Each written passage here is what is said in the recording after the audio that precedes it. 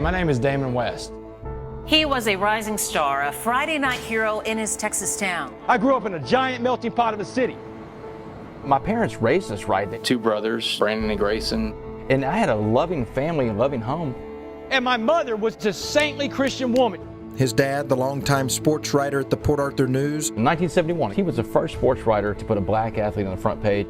My dad and Jimmy Johnson being best friends. I would go to a lot of the games and hold his headphone cord on the sideline. That's Damon celebrating. He was the golden child, a 3-year starter at Thomas Jefferson High School. He had it all. The media was there when he signed his football scholarship to North Texas. Damon West, who throws to Coleman, caught it behind the line at about the 38, and that will be it. That's the last play I ever played in college, y'all. My shoulder had a 3rd-degree separation. I never played college football again. When football was gone, and I filled my life up with cocaine, ecstasy, pills. I went on to work in Congress. I worked for a guy running for president of the United States. I worked for one of the biggest Wall Street banks in the world to train to be a stockbroker. It was there at that job that I was first introduced to the drug that would almost take my life. I smoked that drug one time. I'm up for 4 days, instantly hooked. I went from working on Wall Street to living on the streets of Dallas, man, sleeping on park benches, sleeping in alleyways. To support his habit, Damon and his addict buddies started breaking into so many homes, police dubbed them the Uptown Burglars. But on July 30th, 2008, Flashbang grenade goes off in my face. A bright white light, loud noise, blows me back on the couch. and when I came to, there's a SWAT team officer. His foot on my chest. He's got the barrel of an AR-15 stuck in my eye socket. Don't move! Don't move! His other partner comes in screaming, we got it. We got the Uptown Burglar. Bam, bam, bam. Damon Joseph West, you are hereby sentenced to 65 years in prison. Inmate West, number 1585689. I'll never forget that number, y'all. I remember hearing my mother gasp, and my dad can't talk. He's in stunned disbelief. So my mom did all the talking. She said, no gangs and no tattoos.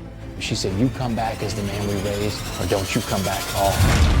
There was one guy, this old black guy named Mr. Jackson. And Mr. Jackson, in his 60s, a seasoned convict. And Mr. Jackson said, I'm gonna lace you up. I'm gonna tell you how you're gonna survive this. He said, first thing you need to know is prison is all about race. First couple months, you're gonna fight for your life. He said, you don't have to win all your fights, but you do have to fight all your fights. He said, the strongest man in prison always walks alone. He said, look, I want you to imagine prison like a pot of boiling water. He said, everything we put in boiling water is gonna be changed by the heat and the pressure in there. He said, I'm gonna put 3 things in that pot of boiling water and see how they respond. He said, if I throw a carrot in a pot of boiling water and boil a carrot, what happens? He said, that carrot went in hard. That atmosphere in prison turned that carrot soft. He said, if I put an egg in a pot of boiling water, what happens to the egg? He said, that egg had that hard outer shell, that soft liquid inside. He said, but prison changed that egg. Now that inside is hard.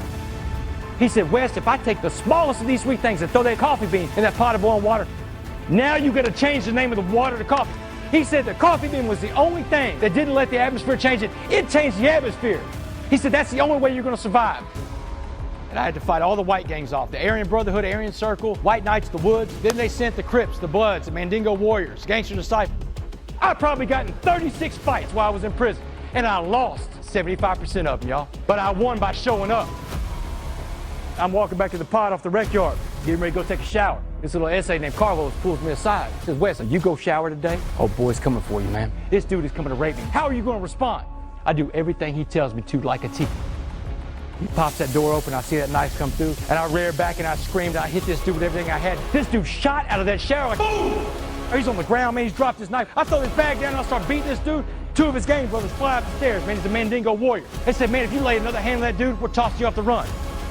I grab my bag, man, go in my cell, close the door, slide up against the wall, start crying like a baby, man. That adrenaline is burning off. When I woke up, it was a new day. I never had to fight again the rest of the time I was there, y'all. I was able to free myself up, work on myself mentally, spiritually, emotionally, every day. I woke up every day and said, you know what? My mind, my body, and my soul is going to be exercised today somehow. I got in that chapel. Guess what I found in the chapel in prison? Other coffee beans. They were all hiding there, apparently. I got into recovery in prison, and I started getting the tools I needed to deal with my addiction. The secret to life is to serve others. On November 16, 2015, parole lets me out, unheard of on a life sentence. I was going home, y'all. 7 years, 3 months, I walk out of prison. My parents are waiting out there in the parking lot. We go out there and we hug and we're crying, and I stop it short. I said, y'all, let's get in the car, let's go before they change their minds. I got with a couple of guys back home, the assistant chief in the DA's office. I go around telling the coffee bean story, and it's caught on in college football programs all over the country, in corporations and schools. And bring this message, this warning, and a message of hope. What he has done with his life, it's impressive. It really is. You can really see the rehabilitation in him. This is what he wants to say. Say yes! Say yes! Life is going to knock you down. Life's going to hit you with something. You're going to have to make a choice. How do you get back up and respond? I've got a call to action for you, and that call to action is to go out and be a coffee bean.